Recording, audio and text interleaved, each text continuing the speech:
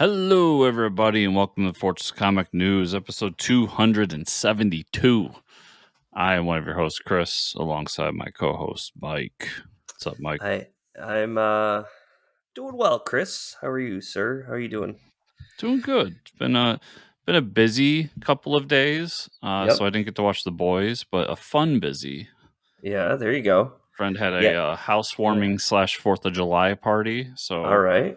went to Okay. that.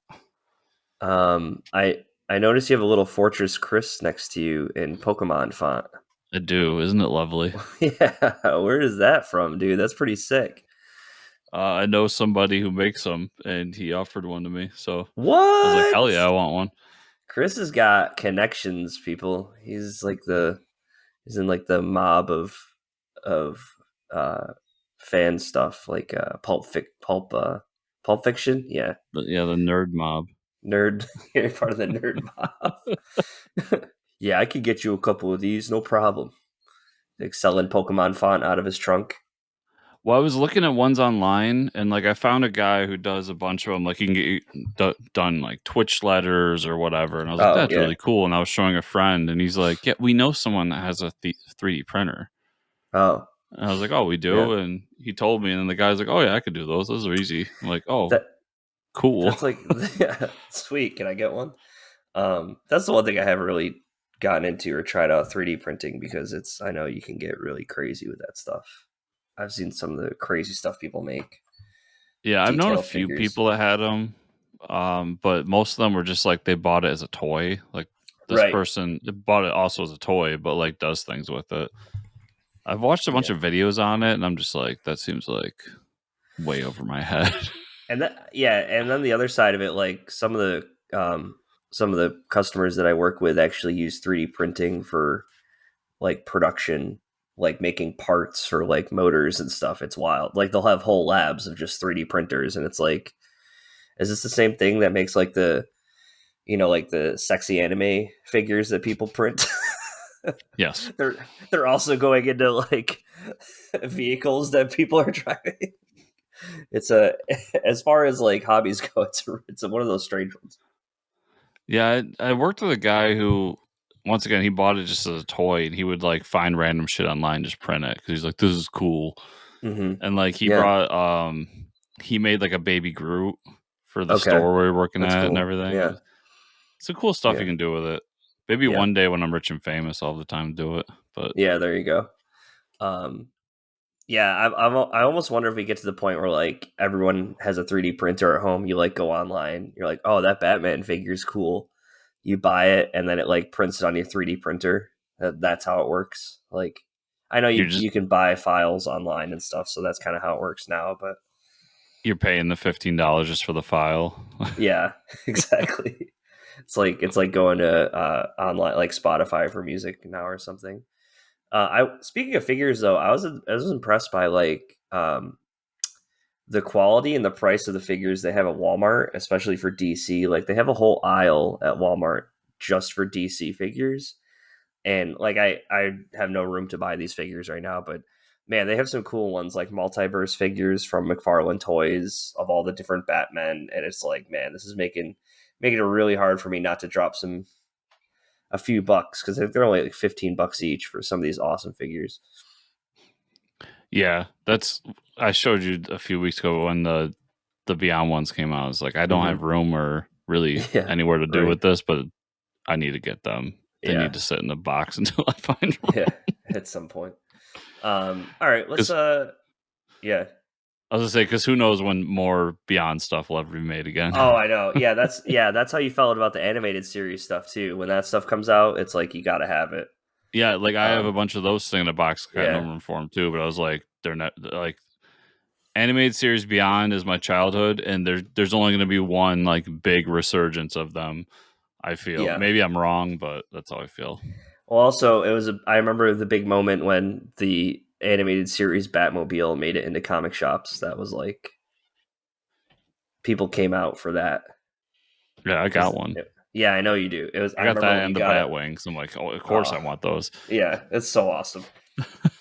I don't know if you saw my tweet, but I was in the Lego store and they had you know how they do the busts of like the masks now? Of Yes, like I they did have see the this. Yeah, star. Yeah, so you saw the '60s Batman cowl with the eyebrows. I was like, oh my god. I've seen that a bunch of times. I figured you knew about that. No, I heard like the Lego store isn't like close to me. It's in the bigger mall. It's we don't go to very much, and so like when we do go there, I'll just walk around, look at all the expensive things I won't buy.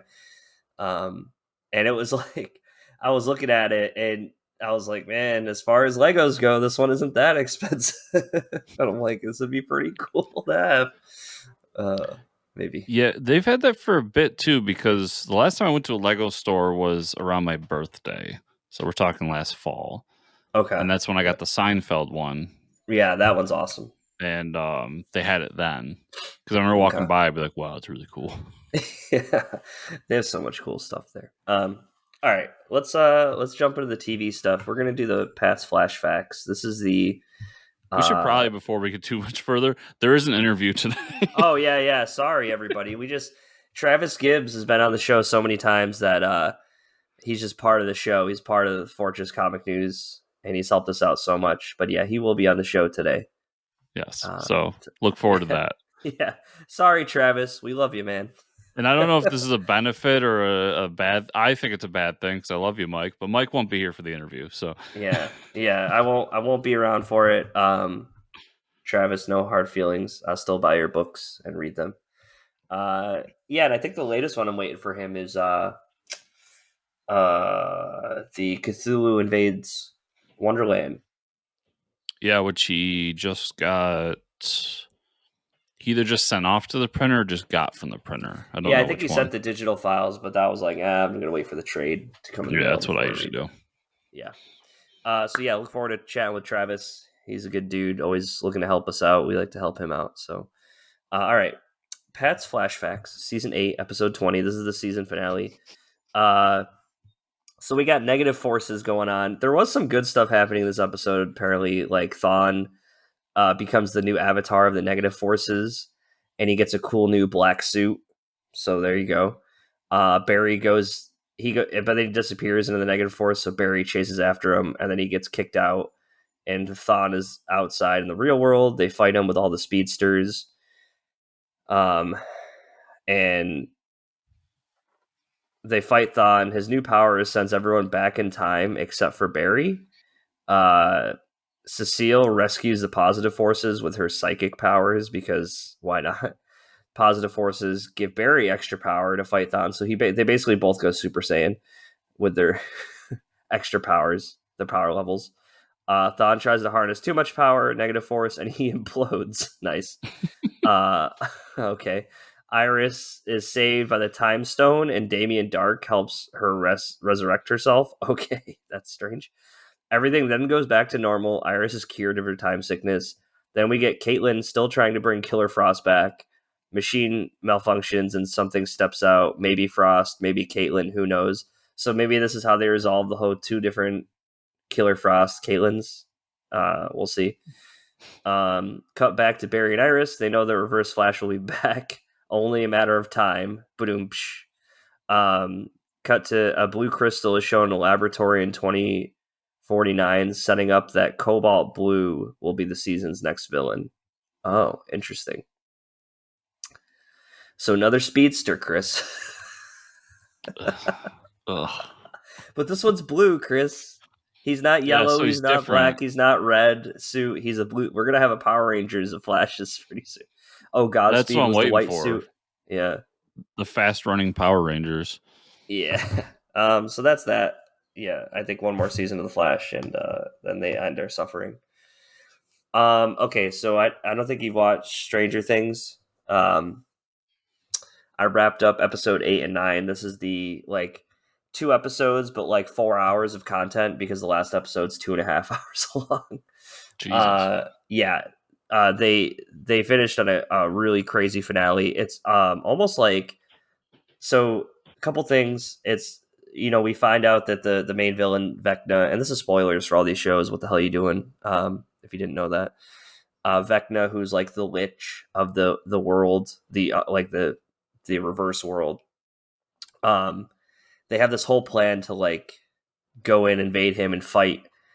and to like fight him and kill him while he's like in his trance, killing someone. And then like, so we get some character deaths, some people that almost die, but there's some like amazing things they do with music in this episode. Like everybody's been talking about the Kate Bush song that's come out from this, like it's like hit the top charts again. But there's a scene where like one of the like thrash metal kids, the guy's like sets up his guitar and he has to attract all these monsters, so he starts playing Master of Puppets. And it's like he's in the upside down world, so he's like on top of this trailer, like playing Master of Puppets, and like this lightning is happening behind him. It's so fucking metal, dude. It was awesome. It was like one of the coolest scenes of the whole show. It was like Master, like these giant red lightning bolts behind him, and like Dustin, who's the kid with the curly hair, that we saw at the Comic-Con that one time. He was like, "Dude, that was so metal." I was like, "Yeah, it was amazing." It was Metallica's so happy to be relevant again for 5 seconds. Well, if everybody knows the stuff with Metallica trademarking and how they destroyed Napster, I'm sure they got a big check in the mail to use that music. And then so like they pull it's crazy. They literally pull a Michael Myers and Halloween bit. So they're like, "Do you have a mask?" They had to steal a car at some point in the show. And they're like, "Yeah, I have a mask," and he's wearing a Michael Myers mask. So they like run over and they start playing like a weird version of Michael Myers music. Cut to the end of the episode. They set Vecna on fire, who's the villain, and they blast him with like shotgun blasts and stuff. And he falls out of he falls out of the house window and rolls onto the lawn, kind of like the first Halloween. And then when they get down the stairs, lo and behold, he's not there in the front lawn. So they literally take that exact same shot from. It was pretty cool. I mean, obviously, it's a tribute to Halloween. They take that exact same shot from Halloween. So he's not dead. That's probably where season 4 comes into play. There's a lot of other stuff that happens in this episode between like everybody that's split up all over the world. But I say it's kind of like Empire Strikes Back because they don't save the town. Their town gets like split in like this giant crater. And now the upside down world is starting to leak into the real world. And that's kind of how the season ends. Like, oh shit, like we're screwed. Like, what do we do at this? Like, cause they failed. So I do like that. I think that makes it interesting to bring it to a next season. Like I'm interested now. They didn't they didn't win at the end. So I really like that. And I look forward to catching up on Stranger Things. Yeah. You'll get there one day. Yeah, when nobody else is talking about it, then I'll be like, "Dude, did you guys watch the Stranger Things?" Watch this? They're like, "Yeah, Chris, like 5 years ago, you dummy. What are you doing?" You're like, it won't be that bad. It'll be like a couple months. No, people are rewatching it now though and stuff. I mean, there's some rewatch to it. I mean, it's not that long of a series. That's what I want to go back and start from 1 because I can't remember a goddamn thing that happened in that show. Yeah. So I think, and like the whole story arc is pretty awesome. The Boys episode 7 you didn't watch. I haven't had a chance to yet. No. There's a big twist at the end. I won't spoil this for you because you haven't watched it, and it's not like the comics. It's only about the show, and I'll leave it at that. Other than that, I mean, great episode. They're still hitting all the highs and the lows of like Homelander's a piece of shit. The Deep is still, banging octopuses. That type of as the Deep does. Those are the lows. Honestly, though, the best part is like Soldier Boy. I really hope he comes back for another season because I love Jensen Ackles as that character, and they even start to talk about his PTSD and stuff like that in this episode, which is great. Because he's like, Butcher keeps feeding him weed, and he's like constantly smoking blunts, and he's just like, "Why are you giving him so much weed?" And he's like, "Because he has severe PTSD." And they're like walking into the woods together, and he's like, "Huh? Did you hear that?" And they're like, "No, dude, we didn't say anything." He's like, "You got to stop giving him so much weed because he's getting paranoid." No, it was a really good episode. I mean, this show is amazing. And then there's a whole other, like the whole Frenchie, all the character arcs are great between, Mother's Milk, Frenchie, the whole Homelander and the like FBI thing. We do find out that the Compound V is going to kill Butcher and Huey if they keep using it, obviously. And then Butcher doesn't share that info with Huey, so that's Butcher being more of a piece of shit. But he basically says to Huey, like, "We're going to use it one more time, and then we're gonna go fight Homelander, finish the job. So he thinks that they can use it one more time before they die. I'm sure it won't backfire at all. Nope, it'll go perfectly fine. Okay, Umbrella Academy season 3. You and I watched that. I did. It's a whole 10 episodes. I think fantastic season. So much happened in the season. I mean, the Sparrow Academy is introduced. The whole like conflict of the Sparrow Academy, the kind of resolution of like, okay, maybe we can get along for the greater good because there's this thing eating up the universe. I all the characters are amazing. I hope for next season. The only downside I would say is like Luther and the guy with the knives, the two guys that like don't have powers. I hope maybe they get powers by the next season. Would be cool to see them have like something to do. They have powers. Well, like fighting powers. Well, Luther is super strong. Yeah. So he's super strength. And oh man, yeah, I can't remember his name either. Knives guy. He has like a ability with the knives where like he can. Yeah. He's kind of like Hawkeye. Like he never misses until he misses because the It's story just needs him not to. as cool as everybody else's power. Everybody else is way cooler. Yeah. I kind of like him the most in terms of his like character and yeah. I think his powers character. are what they are, but I like his character the most because he's kind of the Batman of the group. Yeah, that's true. He is. You know. I think overall it's a great season. We get the whole future look that 5 was the one who built the whole time academy thing, which was interesting. And then by the end of it, so they reset everything and none of them have their powers. But what we see is their father is like a huge conglomerate owner of everything. He has his wife back, but also they show us another Ben in Korea. So there might be 2 Bens in this world between the Ben that they had from the Sparrow Academy and the Ben that they had from their previous world. Mm-hmm. We don't know where Luther's wife went. Can't think of her name.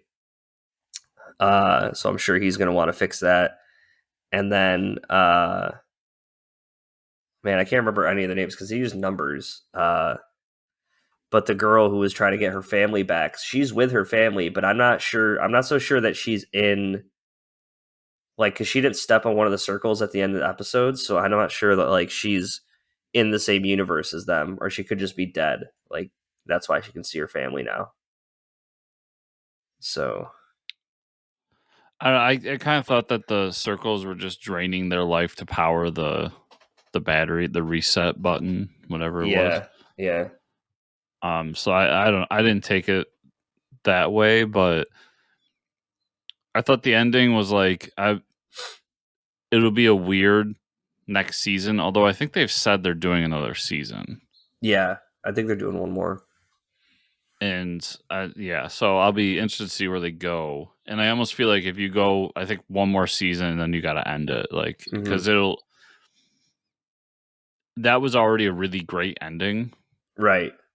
And that's the problem that TV pre-streaming had, was that they would get these great endings and then just keep redoing them.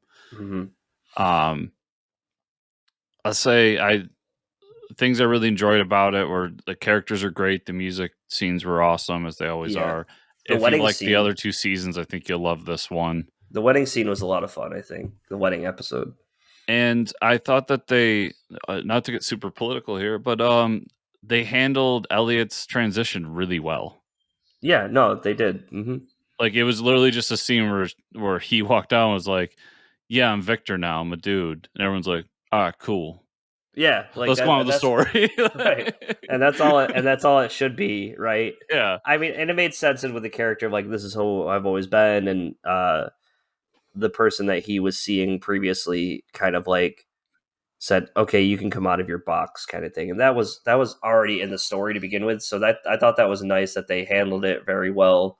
It wasn't like a shock and awe moment. They didn't focus on it too much. And it fit, I think it fit with the season, the story. No big they deal. had like 2 moments with it. It was that one, and then I liked Luther's reaction. Like, do we throw a party? Yeah, I know that was What do we pretty. do? That was pretty wholesome. And also when he was like, "I need to ask you questions," like, "Will you be my best man?" I'm like, "Damn, Luther is like one of my favorite characters." Yeah, because he actually cares about everyone. Yeah, I love Luther. So I love everything about the season. It was great. It was everything I love about the first two. More of it, and I thought the story was really cool. I liked where it went. I don't know what else to say that you didn't say. Like, it's just really new characters were great. I can't the like remember their clay numbers. face dude, Yeah, or like where you would punch him and it would like reflect back onto vibrate. you. Yeah, I love that power. Good. That was so cool. Yeah, and then he needed an inhaler. Yeah. I like the girl who is pretty much Morpheus from the Matrix with the sparrows. She was like one of the coolest new additions, I think.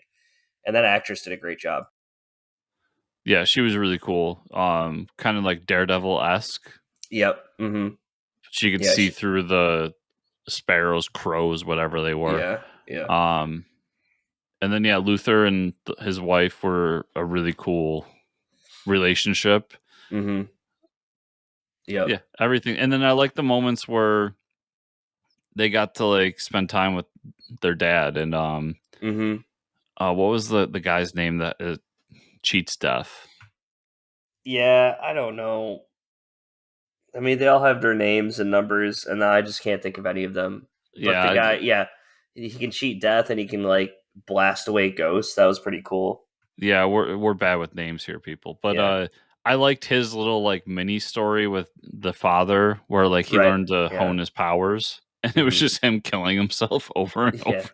Yeah, I know him with Reginald. Hargreaves is the dad. Yes. That moment was awesome. It was like he kept throwing himself in front of the bus. And none of those cars stuck around. They just kept going. Yeah. Let's hit a guy and run. Yeah, nobody stops. Whatever. Yeah, I thought that was a great scene. Overall, it was a really fun season. Yeah, it's a great show. If you're not watching it, I highly suggest watching it. It's a good time. Yep. And then you had some good stuff to say about Miss Marvel, huh? Yeah. All right. So we got 4 episodes out so far. I'll say this. Probably I probably rank it as my least favorite MCU show. Mm-hmm.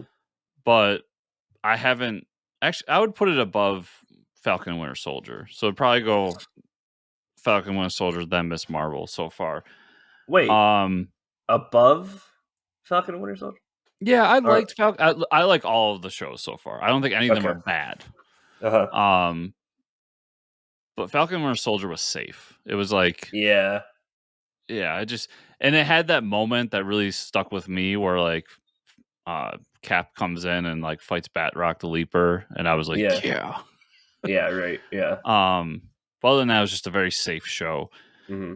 This one, I thought that the ads for it didn't do it justice. Like, I said it over and over again. Like, I don't like teen drama, so I'm not going to be interested in the show. And that's kind of what the trailers were. And the trailers made out to be like this teen show about like this kid in high school who has a crush on a boy, and that's like half of the first episode, and then we never really get back to it. Oh wow, that's crazy. The rest of it's all about, it's basically historical fiction. Like, it's all about this woman's Kamala Khan's family and how, if anyone knows their British imperial history, India was split up into 2 countries, which created Pakistan. It was called partition, and her family was affected by this. And that's kind of the crux of the story of how her family got to America. But then the real background is that they're kind of changing her origin, where she's a Jinn. Oh, her family line is Jinns, and that's what gives her the power with the amulet. Interesting.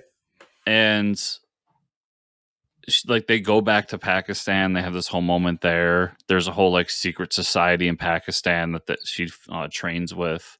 Mm-hmm. And the people she's fighting are these interdimensional people who worked with her great grandmother or grandmother or something like that. and got stuck here, but don't age in our world. So they're like hundreds of years old, but they look like they did back when her grandmother knew them. Interesting. And the last episode, she actually ends up falling into, like, finding out that her powers have like a dimensional time travel ability into them, but it's a dangerous power. And she ends up going back in time to when partitioning was taking place in Pakistan. And that's kind of where we leave it.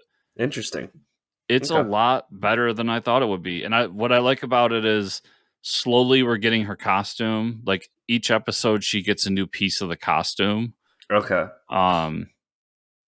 And the actress that plays Kamala is like really, really good. Cool. Yeah. She's got that bubbly, like fangirl attitude that it works really well. There's a lot of good things to like about the show. So great. If you were like me and on the edge, I'd suggest give it a shot because it's actually pretty fun. Awesome. Yeah. All right. Movie news. Warner Bros. Animation has announced a new animated movie coming later this year titled Battle of the Supersons. Hell yeah. This film is being directed by Rick Morales and Matt Peters, starring Jack Dylan Glazer, Jack Grifo, and Laura Bailey. There's a trailer out for the announcement. So this is really pulling from the Peter J. Tomasi Supersons run. Straight up. Yeah. Doing its own story, though. Yeah, but like with those characters, right? So yeah. So it's the intro to them meeting. Did you watch the trailer? No, I haven't watched. I didn't know they dropped the trailer. I saw the announcement. I didn't see the trailer. So the trailer, the animation is kind of what the WB animated movies have been recently. Not my favorite, but it works. So it's the Supersons meeting for the first time, and then Starro attacks and takes over the Justice League. So they got to save their fathers so they can save the Justice League. That's cool. I'm in for this. We haven't been talking much about Warner Brothers Animation because I felt like it's been kind of meh recently. Yeah, I haven't watched anything recent from them. And when this was announced, I was really excited because I love the Supersons. And I want to like those animated movies again because I remember when those were like the best thing DC was putting out. I still need to watch the Justice Society one, like the World War II one. I haven't watched that yet. Same here. I might actually put that on my list since 4th of July. HBO. I don't have to work, Mike.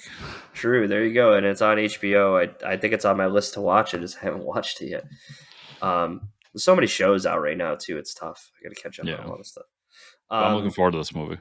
Me too. Yeah. Big fan of the Supersons. I don't like the teen Superboy being an adult Superman, that whole thing. You know, Chris and I are huge fans of the younger team up stuff with them. So yeah, looking forward to it. All right. Let's hop to this interview with Mr. Travis Gibb, and we'll see everybody on the other side. Welcome back to the show, Mike. We're on the other side. Wow. I popped out and here I am. Popped back in. Blinked in, blinked out, messing with the timeline. Yeah, so Travis's Kickstarter is live now, I believe, right? Yes. So go check it out. Voodoo Nation number 3. Yeah, Voodoo Nations. Check it out. All right, let's do a little bit of comic news we have here. Marvel recently announced that Dan Slott will be leaving the Fantastic Four after the Reckoning War event, and now we know what he will do. Starting in the fall, Dan will team up with Mark Bagley to return to Spider-Man with a new ongoing series following the events of the final Spider-Verse event, simply called Spider-Man. Okay, so he's leaving the Fantastic Four event to go to a Spider-Man event. Or, yeah. Spider-Man ongoing, but... Ongoing. Yeah, like... I was hoping... I mean, I don't know. I'm not a Dan Slott fan, so I don't really care. But... But I was wondering what he was going to do because he did Spider-Man for so long. Like, yeah, I want to say almost 10 years. I could be wrong about that. And then he did Fantastic Four for like 2. So you're going to go back to Spider-Man? Yeah. All right. Cool, because I don't really care about reading a Spider-Man book, so stay on Spider-Man. Right. Maybe the Spider-Man fans like him. But yeah, I haven't Spider-Man fans love Dan Slott. Okay, there you go. So I'm sure they're excited, but for me personally, I was kind of hoping you were going to try something new. Yeah. Go with what you know, I guess. Yeah. They probably gave him a big paycheck for it. It's hard to say no. Same with Bagley. Like, Bagley's been a legendary Spider-Man artist forever, so I'm sure there's big money there for them to do that. Big money. Image Comics has announced that they're publishing a new edition of the series The Mighty. I never read The Mighty. Did you? I didn't, but I'm going to pick this up because I've always wanted to read it. Yeah. Mighty was originally published by Dark Horse back in 2014 as a 12-issue series, and then a collected edition it was by Peter J. Tomasi, Keith Champagne, Chris Samney, and Peter Sneijberg. The new collection will include the original 12 issues, 3 rare 8-page stories, and new behind-the-scenes material. The Mighty is set to release fall 2022. Okay, well, they're collecting it for us, so I guess, huge fans of Tomasi. And if they're collecting it all with this nice complete edition, why not pick it up? Yeah, and makes sense. I also love Samney. Samney's a great artist, so I'll be picking it up. I've wanted to read it for a while now, and they just gave me an excuse to buy it. There you go. All right, let's talk about what we read this week. Let's do it. As you know, I've been going crazy with my my subscription for my library card with Hoopla, where I can read digital comics for free. So I finished up Ice Cream Man, volumes 1 and 2. I don't know, is this a book that you wanted to read too? Because I keep seeing so many issues of it out there for Image Comics. It was one of those books where I originally saw and that looked interesting, and now there's 40 issues out there. Yeah, it's one of those I thought was looked interesting, but yeah, my reading plate's so heavy right now that it's not something. I'm not so sure it's something you wouldn't. It's more horror-esque, like Twilight Zone. So the way it's written, I say, is like the Twilight Zone, because every issue of Ice Cream Man revolves around this creepy Ice Cream Man messing with people's lives, they get skinned alive, they get eaten by bugs, weird grotesque shit starts happening to them, but the Ice Cream Man is the one kind of behind it all in the town. So each issue is this weird rendition of a Twilight Zone episode where something freaky or weird is happening to a person. Volume 2 actually really stands out because there's this amazing issue where this guy, it usually starts with the character walking up to the Ice Cream Man and ordering ice cream, and he gets a Neapolitan, which is the red, the strawberry, vanilla, and chocolate. And then the rest of the issue, he's walking home eating the ice cream, but they split the pages into 3 sections, and each is a different shade, just like the ice cream. And then he goes through 3 different timelines of his life. So the top one, he meets a girl. The bottom one, he meets a dog and finds a stray dog and raises it. And I forget what the bottom one is. He gets chased by a psycho killer or something. But the issue actually finishes on 3 separate stories of growing old with the dog, him having a falling out with his wife, and then the last one is he's getting killed by this awful Ice Cream Man guy. But it was such a interesting way to do an issue, and 3 separate realities just from eating the 3 ice cream. It was so well done. So they do really good with that. But then there's also this overarching story of this man. I almost want to call him the Man in Black because he kind of reminds me of the Dark Tower. He almost looks like a gunslinger that's kind of following the Ice Cream Man around. So he pops up in different issues and stops him from doing bad shit. And they have conversations of they know each other. So I don't know if they're angels and demons or what they are, where they come from, but they know each other. So there's also that overarching story, and the art is just absolutely fantastic. So yeah, I mean, I'm really enjoying it. It's not what I expected, but they're doing a really good job of handling the one shot stories, but also creating this overarching plot. So really enjoying it. Cool. Dragon Ring #1. This is a Kickstarter from Mr. Cullen Bunn. Don't know if you picked it up. I don't remember even hearing about this one. Yeah, this one kind of flew under the radar because Dragon Ring is I guess it's a series from the past. I've never read any other Dragon Ring stuff. All I know is there's these people that pull up the mantle of Dragon Ring, like you're some warrior, and that's kind of what this issue is. This person finds out that they been given the mantle by their father, and there's other people uh, like coming to get her, like other like ninja people or whatever, and it's like a fantasy plot. I think Cullen Bunn is still going to keep doing this. It's published through a website. I forget what it's called or a publisher, but I think they're going to keep going through Kickstarter for this stuff. Batman Fortress #2. This is Gary Whitta and Derek Robertson. Yeah, so the first issue was the alien invasion. This issue, the Justice League tries to fight the aliens. A bunch of them get sucked into like this giant egg thing, and then Cyborg dies. Batman takes Cyborg's head to try to like use it to figure out what the hell's going on.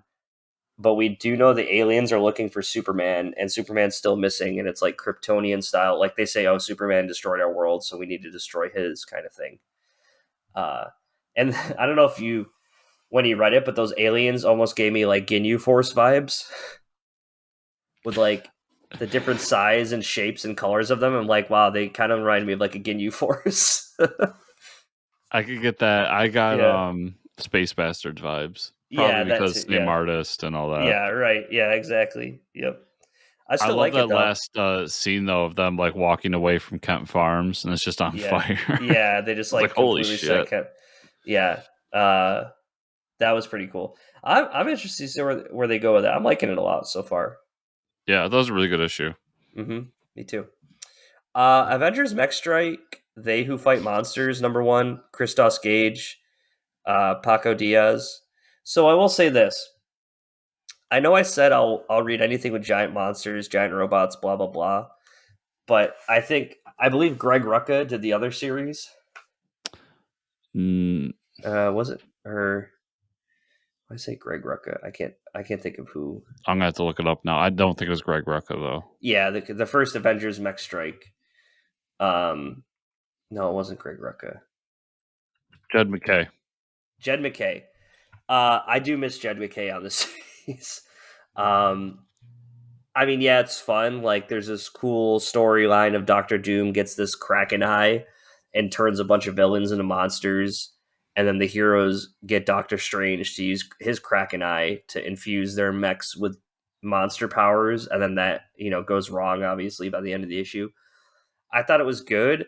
It was almost like, but there's something about it that it was just like wasn't done as, I don't know if it was the art or the setup, but it just almost looked like it was more half-assed than the first Avengers Mech Strike. I don't know if that makes sense. It felt like an old Saturday morning cartoon. Yes, that's what it felt like, which is not a bad thing. It wasn't the same thing. I still like it for the giant monsters and the giant mechs, though. Let's be honest. I did enjoy it, but it wasn't as good as the last one. I agree. Yeah, but it did have that premise of like, it's the Transformers, but now they're animals. Like, yeah, pretty much. It's the Avengers mechs, but now they're monsters. Exactly. Yeah. So not bad. I mean, if you do like it, you'll enjoy it, but it's more of like enjoying it for the art. It's still not as good as Power Rangers versus Godzilla. That shit is just awesome. I guarantee they read that and were like, we could probably do this. I do like the choice of villains. I will say that it's like Doctor Doom, Venom, Green Goblin working together, and Loki. Yeah, I thought that was pretty cool. Yeah, it was a different team, like a different. Yeah, and even the Avengers, it was Hulk, Tony or Iron Man, the Wasp, Black Panther, and the Wasp. Yeah, that was an interesting team up. Yeah, so the team up was fun too. Swamp Thing issue 14. There's only a couple more issues left of this. So Levi, if you remember, he was taking most of his powers were taken away. Green Lantern shows up because they're being invaded by these things in outer space. Levi decides to just jump into those things and take the plunge because this is what has been brought there by the Green to like destroy the Parliament of Gears, all the world's machinations of like all that we've built and like destroy the Earth and all this stuff. So he jumps in and has a conversation like, you don't need to this isn't an infection, like there's a good way, like help me, and I can take care of this and finish the job. Woodrue and the Pilgrim, who's now like been altered by Woodrue to be like half like dead guy, half person, they find the Parliament of Gears, and it's trying to consume the world because it's its own parliament now. Also, the Trinity that has been woken up in all of this is being drawn to the battle and where everything is happening. So we don't really know why she's there. Levi is inside one of the ships, like one of the biomass ships, and sends it down to Earth to fight it, like this huge explosion. And when he lands, he needs Green Lantern's help to reform himself because he doesn't have a lot of energy, a lot of power from the green. And Green Lantern, there's this amazing scene where he's like, chanting the oath and like helping Swamp Thing reform. And when he reforms and comes out of the ground, he has a Swamp Thing body, but he has the Lantern chest symbol, and he's like glowing green, and it was fucking awesome. That sounds awesome. Yeah, it was, dude. This Swamp Thing series is so good. There's only a couple issues left, but man, Ram V is just killing it. I was like, when I saw the end of the issue, I was like, oh my god, that was sick.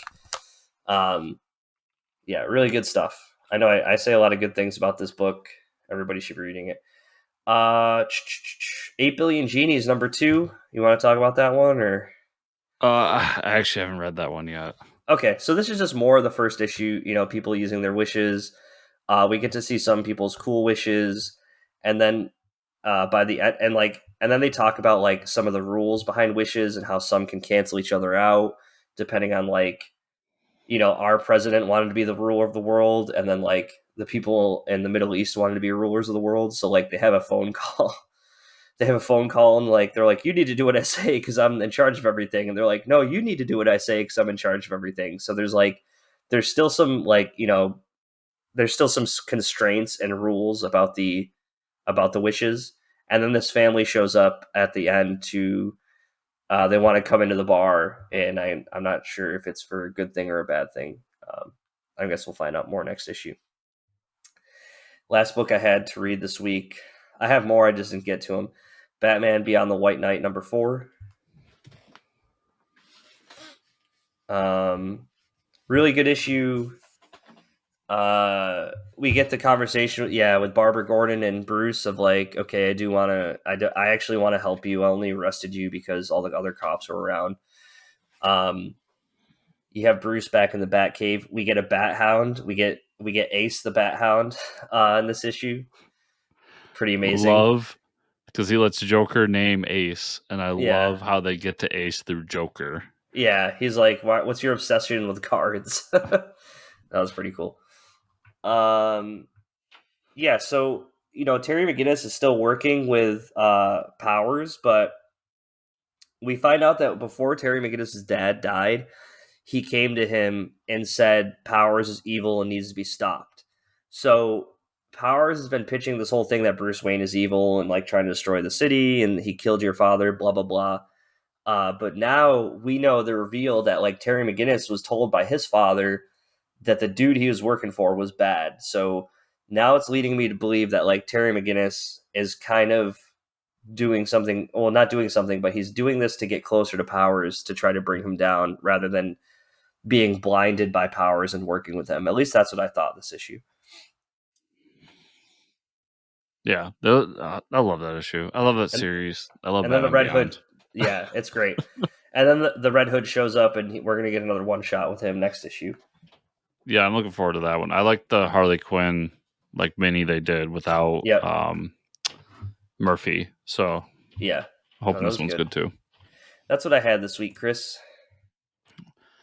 So real quick, I'll go through some of last week's because I didn't read much last week and I caught up. Batman Superman World's Finest we didn't talk about, but it was a good issue. I like the whole like them combining to be one Batman Superman amalgam, like Dragon Ball Z style. Yep. That's been a good series so far. Punisher War Journal Blitz #1. This is like a side story within that Punisher series they're doing. Okay. It was okay. I don't, unless you're like a huge Punisher fan, I don't think you really need to read it. But it was a story about how Punisher goes after Hate Monger, and I do enjoy me some Hate Monger, and I do enjoy watching Hate Monger get shot because he's a piece of shit. So Nice. Nice. so good times. Yep. The All Nighter #7, which Oh. is kind of bringing the fact that the superheroes have been unleashed on this world, and now some of the ones from popular fantasy can come and become real. And in this, we get the cop that they've been working with is now just trying to figure out what she wants to do, and she ends up deciding that she's going to basically be the oracle of this, like, the vampire supergroup, and work at the kitchen as well. So I really like that series on Comixology. And then getting into this week, we talked about Backstrike. Mindset #1, Zach Kaplan over at Vault Comics. This is kind of a murder mystery with like Silicon Valley vibes. So this guy creates this app that is supposed to help people. Is constantly fighting with people on trying to like data mine all this crap. And through going through the process, he meets somebody that invests in him. They create this app together, and the idea is to help create better mindsets for people. Kind of a like, I don't know, whatever you want to call it, kind of app. And his benefactor ends up dead, and they believe that it's him that killed him, but he's convinced that he's found the key to mind control and that somebody else has stolen that and forced him to kill his benefactor. Interesting. It's a good issue. It's very wordy. It's a long read, but I like Kaplan's work. So Task Force Z #9. I'm enjoying this series, but it's like I kind of want it to end. Yeah, that's where I'm at with it too. Like, Yeah. it's I'm even having a hard time remembering what happened because I know like they got into a fight, they go back to their new thing, they get a bunch of more resin, and Mr. Flower is also working for this other group. And Mr. it's just kind of Flower. this back and forth right now of like, once they find us, it's gonna happen. I'm just like, just get to the end. Like, you've kind Right. of dragged this out probably 3 or 4 issues too much at this point. Yep. Oh yeah. Oh yes, they have. I feel like they're trying to get 12 just to get 12, and not because the story demands 12. Yeah. But I still like the book. It's just stretched. Venom Lethal Protector #3. I really want you to read this book. Really? That's It's good. Shitty Villains, the book. Oh, nice. Okay. So there's been a bounty out on Venom's head. So like all the shitty villains are coming out to try to like get it. So he gets to fight. I don't remember the villain's name. It's like the Chance or something like that. I've never heard of this villain before. I had to look him up afterwards. Okay. And they get into a fight, and that's when Venom finds out that there's a bounty out for him. And so the next issue is him like, I got to figure out who did it. But half of the book was also Venom goes to this lab and finds a way to get his powers so that he's no longer affected by sound. Okay. So he gets this like injection, and it fucks with the symbiote. And like he's walking down the street as Eddie, and the symbiote just kind of goes nuts and like turns him into Obnoxio the Clown, if you remember that villain. Yep. And then turns him into like a pirate. What the hell? And like all this shit. It's this weird fucking book, and I'm having so much fun with it. It's the exact opposite of what Donny Cates' Venom was, which was kind of Right. like 90s serious, where this is kind of 90s goofy. Yeah. Awesome. Captain America Symbol of Truth #2. Okay issue. Would have been much better if it didn't revolve around trying to rescue Deadpool. That's about all I got.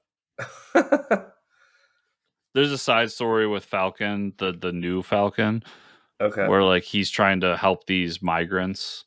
That just kind of falls flat. Personally, I mean, I get they're trying to build up this Falcon and his own character, but I don't know. It's just kind of a thing that I've read 1,000 times at this point in a cat book. Mm-hmm. Obi-Wan Kenobi #2. Are you still checking this book out, or just not get to it? No, I think I can't remember if I read the second issue. I definitely read the first one. Because the second issue is like a U book, because it's basically them doing a werewolf story in Star Wars. Oh, okay. They go to this outpost, and there's like some thing that happened, and one of the aliens, who is basically a werewolf, goes nuts and starts killing everybody. So it turns into this, like, they're stuck in the dark and have to fight this werewolf story. That's pretty cool. It's a lot of fun. And then last book I had was Public Domain. This is written and drawn by Chip Zdarsky. So this is the story of basically this guy who creates the world's like most popular superhero. Okay. And he's the artist for the series, and he's kind of happy going about his life and just being the guy who created it. He lives in kind of a lower middle class thing, while the writer is like rich and lives in Hollywood and all this stuff. And during all this, they're taking shots at Marvel left and right. The Domain is a part of Phase 5 of the, I forget what the comic company was called. Wow. But Phase 5 of their like thing. That's funny. And his kid is a beat reporter for an entertainment magazine. He ends up getting into it with like the actor who plays Domain. Okay. It's a really cool story. I like the back and forth. I like kind of the characters he's creating here. But at the end of the issue, the artist finds out that he actually has had the rights to Domain this whole time, and that he never signed away his rights. So now I kind of get the idea that they're going to go for that whole like fight for my property thing. Yeah. Mm-hmm. But it's beautiful art because it's Chip, and the story's pretty good, so I enjoyed it. Awesome. Mike, if that is everything I read this week, where can people find you on the internet? You can find me at Fortress Ricker on Twitter. Where can they find you and or the show? You can find me at Fortress Chris on Twitter, and you can find the show at Fortress Comics _ on Twitter. And you can also find us at fortresscomicnews.com. Remember, everybody, give us the like, subscribe, share, comment down below on the YouTube version, and to give us a 5-star review on the podcast version. And also Patreon at patreon.com/fortresscomics. Also, if you're this far, thank you for listening. And remember that today, as you're listening to this, the new merch is available if you want to pick it up. So go check those out. It's fortresscomicnews.com/tpublic, or you can just go straight to the website. There's a link at the top there to our TeePublic store with all the new designs. I thought they came out really good, and I'm really happy about them. Yeah, looks awesome. So that's everything we have for this week. I want to thank you all for listening and watching. We'll see you all here next week. See ya.